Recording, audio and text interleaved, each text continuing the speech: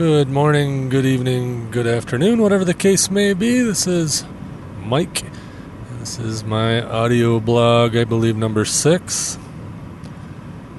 Anyway, I'm coming to you live from U.S. Highway 131. I don't know, I think I'm north of Reed City and south of Cadillac, Michigan, from the Subaru studio. I just figured I'd get out the mic, tell you what's been going on, and whatever else happens to cross my mind. So I'm just returning from a run down to Grand Rapids with the Courier company that I've been working with. And I had kind of a full day with them today. I run a route on Mondays and Wednesdays just around Traverse City. And when I got back to the shop, they said, hey, how would you like to go to Grand Rapids? So that's what I did. Actually went to Byron Center, which is slightly south of Grand Rapids in Wyoming, Michigan. And that's right near a truck stop where I first met Tom Wiles, or Trucker Tom. He happened to be parked up there, or down there, I guess, from where I'm at. And I decided I'd go down there, and we had lunch.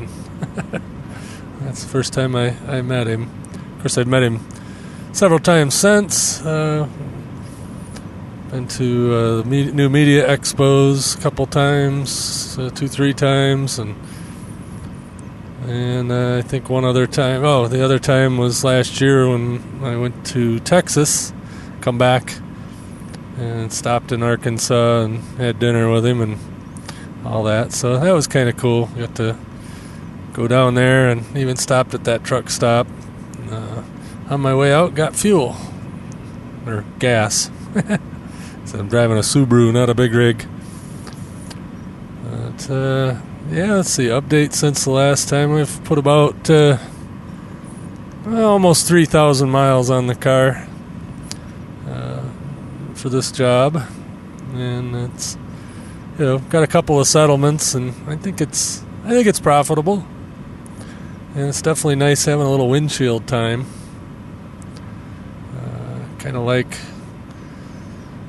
being able to catch up on my podcast listening and just getting out of the office. Today's a scorcher, by the way. It's a little cooler up here. It's 89 degrees as I'm speaking now. It was 94 in Byron Center, Grand Rapids area. And it's that hot, humid, sticky. We're going to have a really big thunderstorm type weather. I guess the rain's supposed to blow in tonight and blow some of this hot air out. I certainly hope so. I'm not one to really love the hot weather. It's not bad if you're going to the beach, but I don't plan on going to the beach. Although I might tonight. We'll see when I get home. It's only a couple blocks away. I can jump into Lake Michigan, but gotta believe that Lake Michigan's probably still a little cold. Although there was a ton of people in there yesterday. I drove by the beach, and it was packed, and the water was full, so it's probably not too bad. Let's see, other developments. Really not a whole lot. Like I said, been busy driving here, driving there. And I went on a run with another driver who has a big straight truck and delivered a whole truckload of cabinets to 3 different construction sites. That was interesting. Nice guy. We had a nice conversation and spent about 8 hours driving around the northern part of the state dropping off cabinets. It's a little more work than I'm used to doing physical labor-wise, so it's good. Maybe I ought to do that more, get some exercise. But I also just like driving by myself. As I think I've mentioned in other podcasts that I've done, I always wanted to get into truck driving. But that's a commitment to a lifestyle. This is a part-time gig, and certain days it's full-time, but a lot of times, like yesterday, didn't go anywhere. Of course, that was nice because I could work on my websites and whatnot. Speaking of websites, you go to MikeDell.com and click the Track Me button up at the top. I've updated that page, so now it tracks my APRS moves there on a Google map. So you can see where I'm at if I've got the tracking turned on, which I do most of the time. It's kind of interesting. Today, when I was picking up that load to go down to Byron Center, they mentioned, hey, you guys want to see where I'm at all the time, you can just go to that website. And they were all of them there were showing it around the office. Oh, I wish we could get that for everybody. And well, you got to get your ham ticket. Although there are other tracking apps that you can get, but I don't suppose every driver would want to be tracked like that. I personally don't care because I don't do anything I ain't supposed to. And besides that, I'm an independent contractor, so they don't tell me how to do it. They just tell me what they need done, and I go do it the best I know how. That's a good thing about that arrangement. But like I said, I always thought about it, especially expediting was what I was interested in the most. You've probably seen expediting vehicles around if you're in the States. It could be big straight trucks that have a sleeper on them. You don't usually see straight trucks with sleepers, but unless they're expediters. Or you can see vans, big cargo vans or sprinters with the, let's see, some of the companies you might see, FedEx, Custom Critical. All the FedEx trucks sort of look the same, but these will say Custom Critical underneath instead of ground, or FedEx Express, or there's several divisions, but it's FedEx Custom Critical is the expediters. And you'll see the Panther trucks. They got the two-headed black cat in the logo. And we'll see, there's Tri-Hours. Trying to think of all the ones. Load One. Landstar. Now, Landstar also has a regular trucking division. But Landstar Express, I guess they call it, for the expediters. But those could be anything from a semi down to a van. And like I said, I thought about that, but when you do that, you pretty much live out of the vehicle. And if you're in a van, that's a fold-up cot or something in the back of a van. Like the old Saturday Night Live character, I live in a van down by the river. Well, you wouldn't be down by the river. You'd probably be in a truck stop parking lot. And, those guys, to make any money, you got to stay out 2, 3, 4 weeks at a time. And, I don't know if I want to commit to that kind of lifestyle. In fact, I know I don't want to. I think it'd be fun for a short period of time. This is just enough of that. The longest run I've done so far was to Columbus and back. That was, 7 hours each way. A little long day of driving, but, it wasn't terrible. And I got to sleep in my own bed. And let's see, the normal run, I've been to Grand Rapids a couple times. Another town up north that's just about as far away. And then, some shorter ones. And like I said, that works out great for me because, I've got, a lot of my online business stuff, but that's not time critical. The consulting I'm taking, one or 2 days a week. Usually I try to schedule everything on one day. And that way, I just don't take any runs from the Courier company. And pretty much on the weekends they've been leaving me alone. I did one run on a Saturday that was literally 2 miles. So I don't know if that counts as bugging me on a weekend. But But that was not bad at all. And it actually paid pretty good for a couple miles. And it got me out of a chore at home that I was not looking forward to, which I did end up doing later, but hey, what can you say?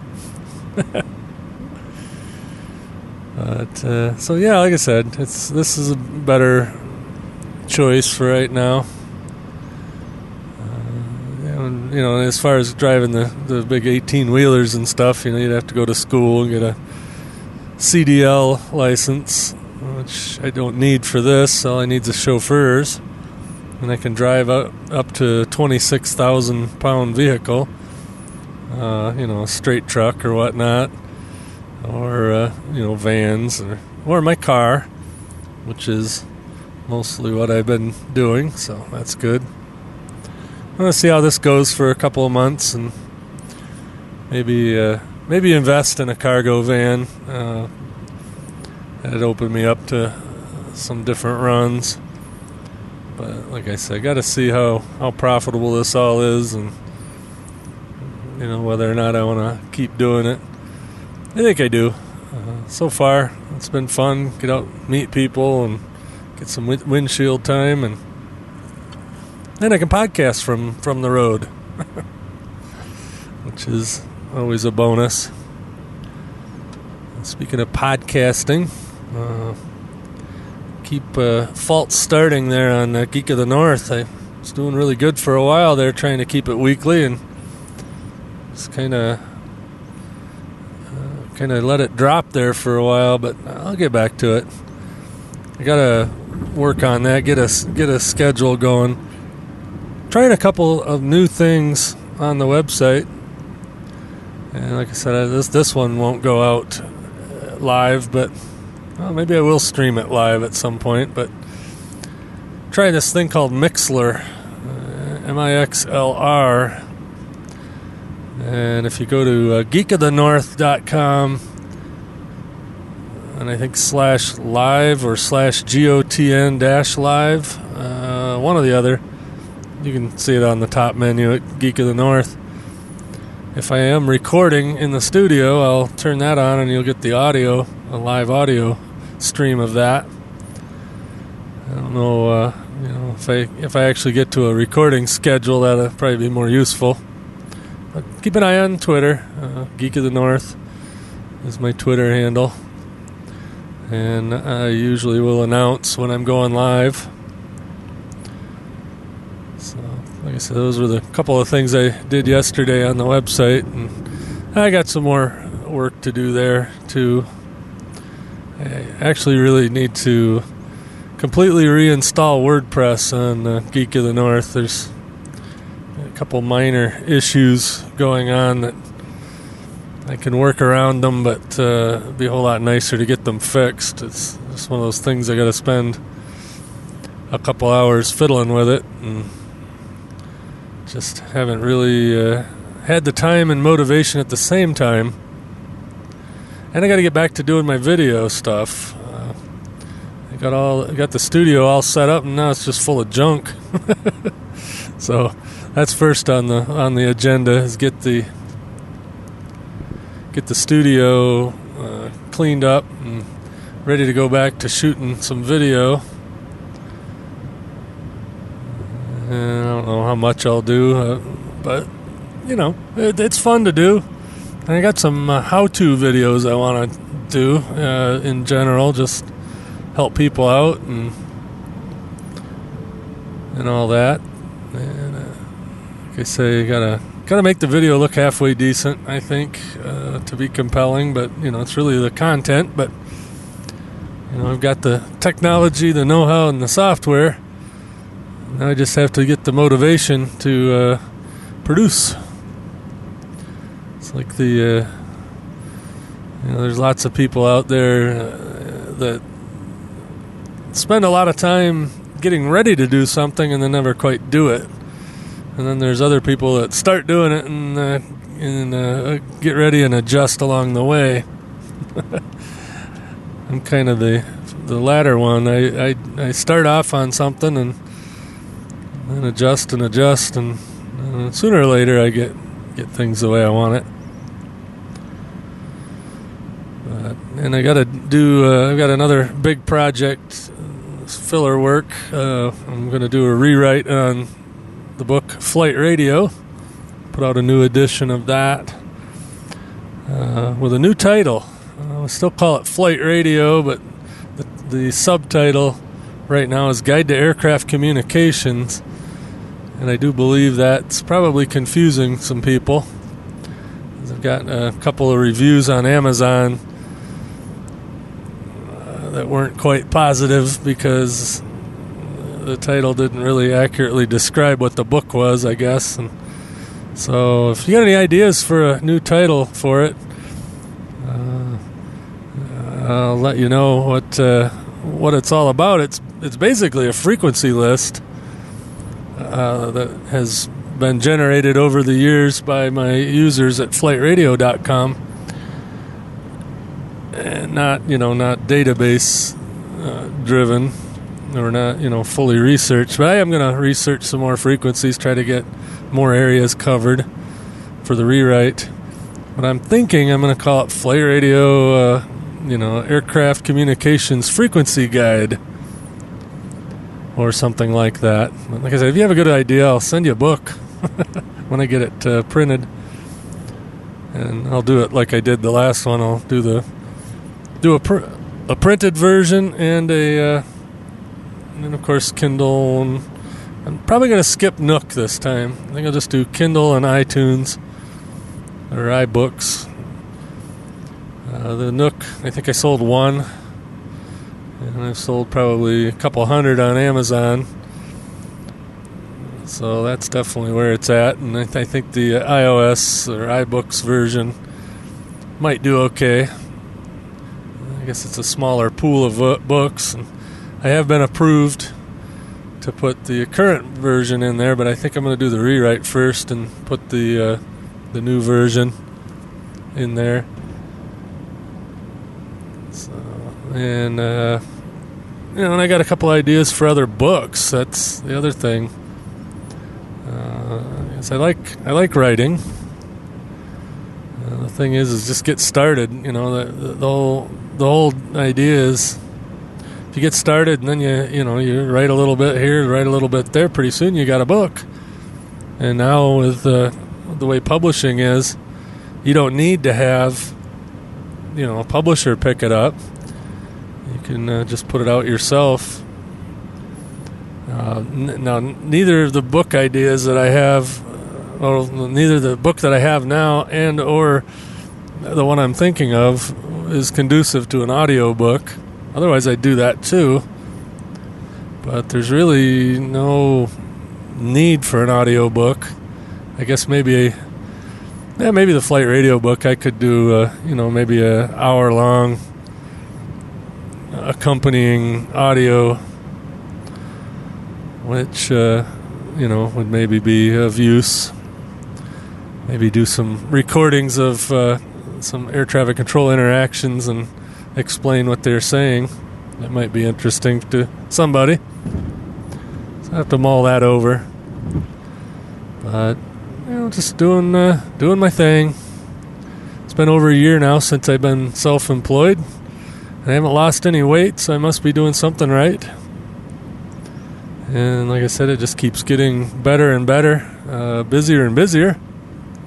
Like I said, with this Courier gig and some new consulting that I've been doing, it's keeping me on my toes, and it's a whole lot nicer when you feel like you've been productive rather than just sitting home watching the grass grow.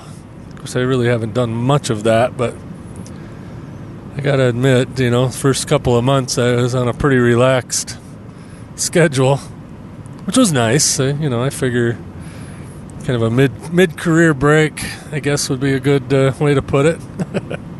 I took a couple college classes and stuff, so I was productive, just not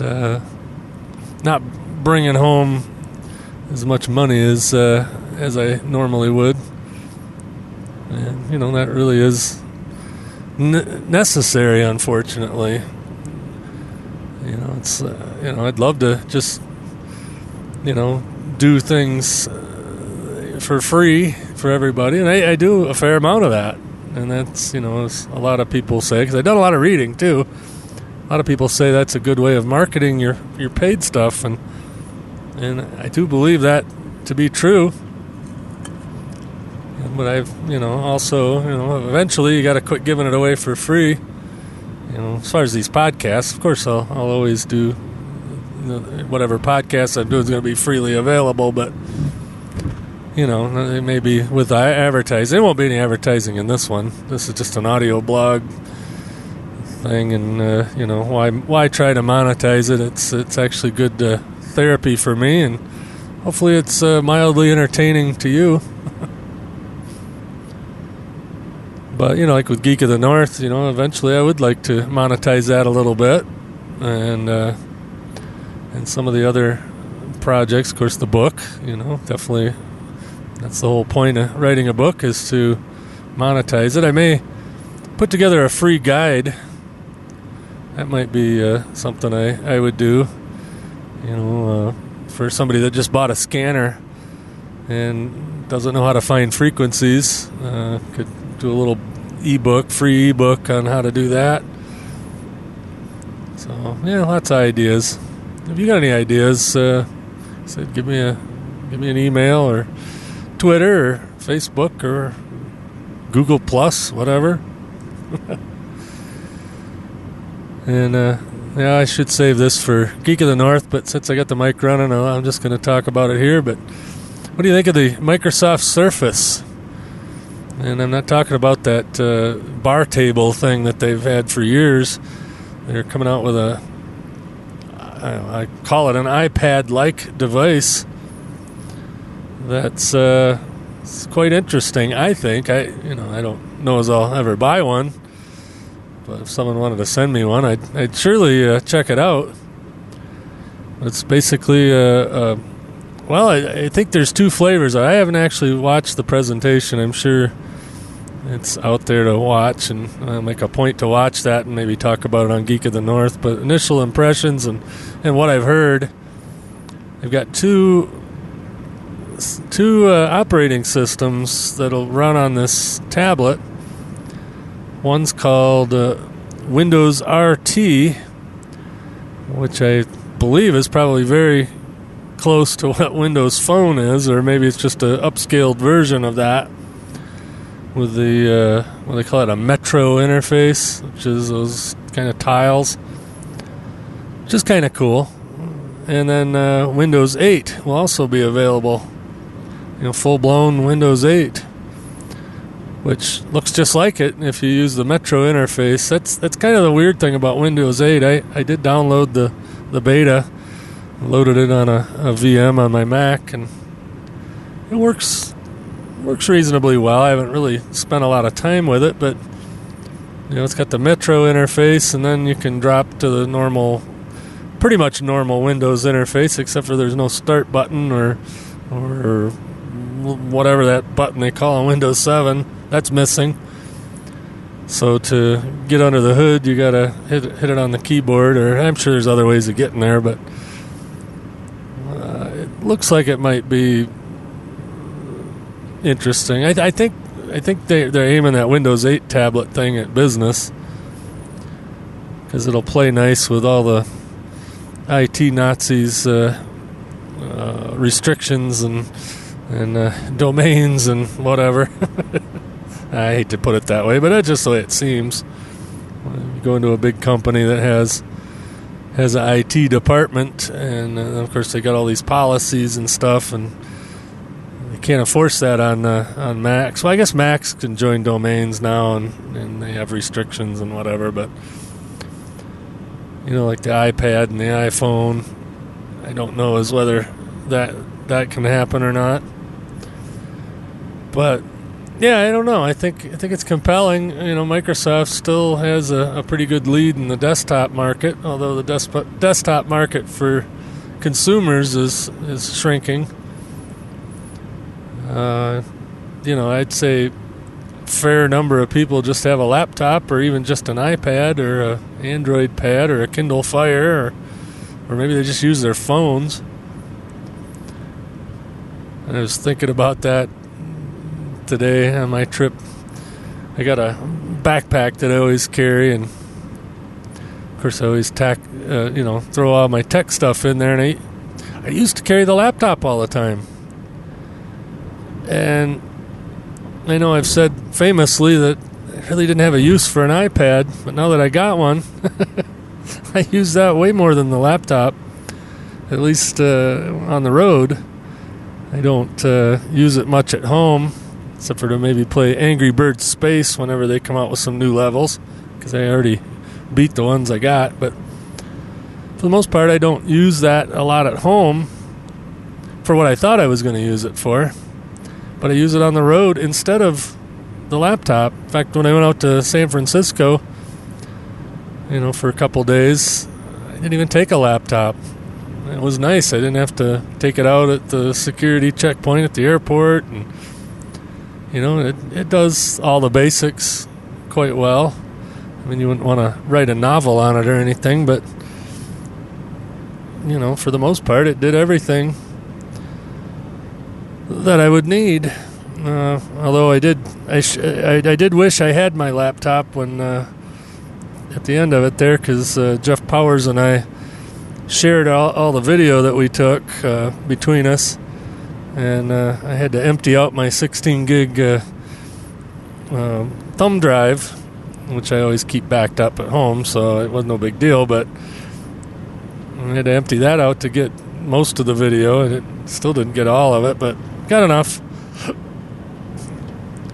But I always carry my e-ink Kindle also, because when all else fails, I can read a book. And what I've been doing in the car here, when I run out of podcasts, which I haven't done in a year until I started doing this driving gig, when I run out of podcasts, I plug the old Kindle in there, and it's got text to speech. So I've actually in the process of listening to a novel. I don't know if you guys are into Star Trek or not, but there's a Star Trek novel. There's now 2 of them by the same author, and I can't think of the guy's name right off the top of my head, but Department of Temporal Investigations, and it's all time travel-y stuff, and it doesn't really deal too much with the established Star Trek characters. It builds some of its own, but anyway, I'm in the middle of the second novel, listening to it on text-to-speech on Kindle, and that takes a little while to get used to, but you get the gist of it after a while, and some of the pronunciations are interesting, but it seems to work reasonably well, so that's what I've been doing. I really do need to restart my Audible account and start just getting true audio books, but I haven't had to yet, and I still got Ayn Rand's Atlas Shrugged book, which is 65 hours of audio, which I haven't even started yet, but that'll keep me busy for a while. Probably delay getting the Audible account until I get through that one. So there goes my GPS saying that I'm going over the speed limit. Right up here at the top of the 131 freeway, where it turns into 2 lanes. So it means I'm getting kind of close to home, which is good. A little earlier than I thought I'd be. That's good. But anyway, I'm going to slow it down to 55. I can't drive 55. All right, well, I'll call this a podcast. I appreciate you listening. And hopefully I'll get this up yet today, which I fully intend to. And hope everything's going all right in your world. And just drop me a note if you have any suggestions or comments about what I talk about. And hopefully, with any luck, tomorrow I'll get a full episode of Geek of the North out. I might even do video. I don't know. See, depends on how ambitious I am to get the studio cleaned up. Seems like every box of junk that I had to dig through to find this or that is laying around, and I gotta go put all that back where it belongs and generally clean up the place. So with that, I'll catch you later, and you can catch me later.